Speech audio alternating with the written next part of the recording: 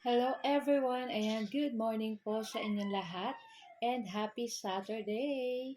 So for today's video ay tara at samahan niyo po ako magluto nitong ating pork recipe na napakasarap po. Kaya itry niyo na din po itong lutuin sa sunod niyong pagluto. Ayan, so sa isang kawali, naglagay lang po tayo ng mantika at pagkatapos ay nagisa na tayo dyan ng ating bawang at sibuyas.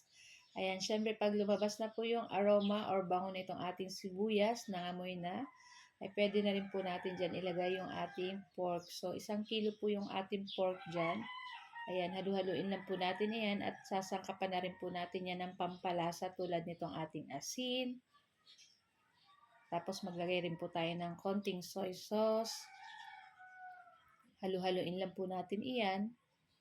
At lalagay na rin po ako dyan ng pamintang durog. Ayan. Tapos, tatakpan lang po natin iyan. Sasangkotsayin lang po natin yung pork dyan hanggang lumambot-lambot. So, kung makikita nyo po may sabaw-sabaw pa. Pero okay lang po yan guys.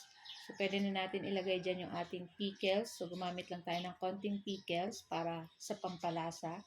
Tapos, naglagay na rin tayo ng isang sachet ng tidbits pineapple. So, kung meron po kayong fresh na pineapple, pinya, parang mas masarap mong ilagay yung ganon sa ganitong lulutuin. Ayan. Pampatamis lang po yan guys dito sa ating lulutuin. Pagkatapos, ay maglagay na tayo ng konting sugar, tapos asin uli. So, gumamit po pala ako dyan ng 1/4 cube para sa pampalasa pa po. So, kayo na pong bahalang mag-adjust or kayo na pong bahalang maglagay ng kung ano pang gusto nyong pampalasa dyan. Pagkatapos, ay naglagay na rin ako nitong ating tomato paste. So, konti na lang yan guys. Kasi tira lang namin yan nung last na nagluto kami. So, magdadagdag na lang po ako dyan ng tomato sauce para makuha natin yung tamang lasa talaga nitong ating lulutuin. Ayan. So, naglagay na po tayo dyan ng ating tomato sauce at maglalagay po tayo dyan ng tubig para palambutin pa lalo natin yung ating pork dyan. Tapos, syempre, tatakpan po uli natin iyan. So, after ilang minuto, ayan, medyo nag-reduce na yung sabaw na nilagay nating tubig. So, mamaya maglalagay pa po ulit tayo dyan ng tubig. So, naglagay po ako dyan ng isang lata ng maliit ng liver spread or rino. Tapos, syempre, haluin po natin iyan.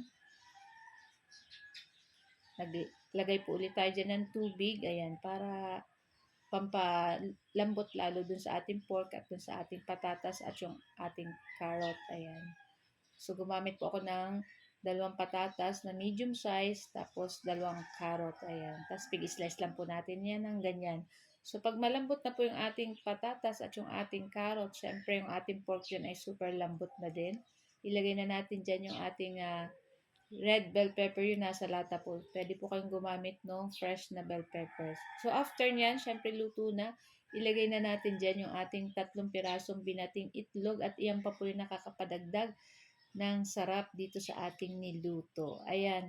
So, ready na rin to guys. Ayan, makikita nyo, umuusok-usok pa yan guys. So, i-transfer na natin yan sa ating plate at ready na rin po kaming kumain. So, guys, thank you for watching and see our next video. Ciao! Sarap!